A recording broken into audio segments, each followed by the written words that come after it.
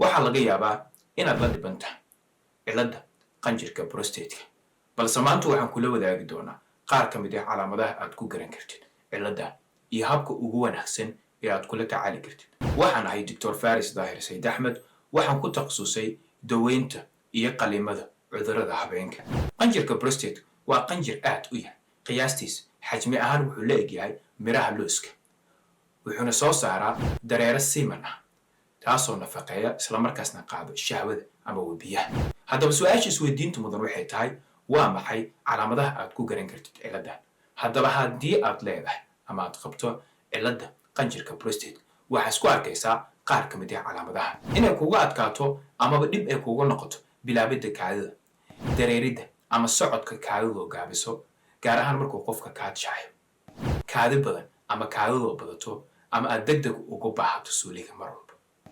sidoo kale waxaad isku arki kartaa markaad suuliga ka soo baxdo kadib inay kaadi kaa soo baxsato, ama markaad kaadida dhamaysad kadib. sidoo kale qofku wuxuu dareemaya inuu mar kale u baahan yahay suuliga, asigoo isla markaa suuliga ka soo baxay oo xaajadiisu soo dhamaystay. wuxuu kaloo isku arki karaa qofka in uu dareemo inuu kaadi hayso kale. kaadina ma hayso, laakiin wuxuu dareemayaa inay kaadi hayso oo suuli inuu tago ayuu rabaa, laakiin wax kaadiha ma hayso.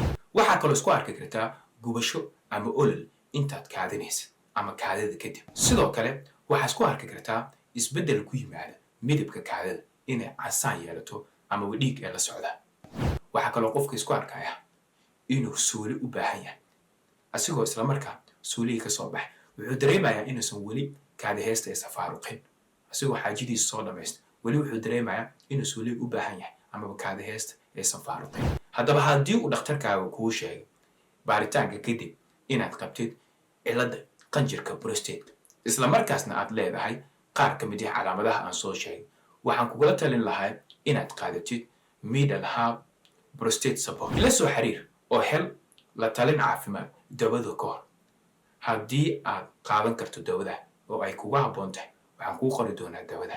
sidoo kale dawadan waxaa ku jirta maadooyin badan oo dabiici ah, kuwaasoo aad u caawiya ama sare u qaada caafimaadka qanjirka prostate-ka. sidoo kale dawadan waxay sare u qaadaa caafimaadka qanjirka prostate-ka si uusan isbeddel uusan ku imaanin cabirka saxda ah ee qanjirka. waxay kaloo dawadan isku dheelitir ku samaysaa hormoonka ragga. waxay kaloo sare u qaadaa difaaca iyo caafimaadka qanjirka prostate-ka. sidoo kale dawadan waxay caawisaa inuu qanjirka prostate-ka sii ahaado mid caafimaad qabo, oo waxay ka hortagtaa cilladaha ku imaada qanjirkaas. waxay kaloo dawadan caawisaa hoosha gogosha amaba galmada iyo caafimaadka taranka. waxay kaloo dawadan caawisaa socodka ama qulqulka kaadida qofka markuu kaadshayo. sidoo kale dawadan waxay hoos u dhigtaa kaadida badan ama kaada qabashada xilliyada habeenkii. waxay kaloo dawadan ka qayb qaadataa badqabka kaadi haysta si uu qofka si caafimaad leh kaadida ugu imaado. waxay kaloo caawisaa yareynta kaadida isdaba joogga qofka u qabata. ugu dambeyn, dawadan qofka waxay ka caawisaa inuu si caafimaad leh u kaadsho. waxay kaloo muhiim u tahay habdhiska kaadi mareenka. dawadan waxaa lagu soo sameeyey dalka Mareykanka, isla markaasna waxaa soo hubiyeen hay'adaha qaabilsan tayada dawooyinka dalka Mareykanka sida FDA iyo hay'adaha kale shaashada kaaga muuqda. haddaba si aad u heshid daawadan, nagala soo xiriir WhatsApp nambarka shaashada kaaga muuqda. waxaa lagu keeni doonaa meel walba aad dunida ka joogto.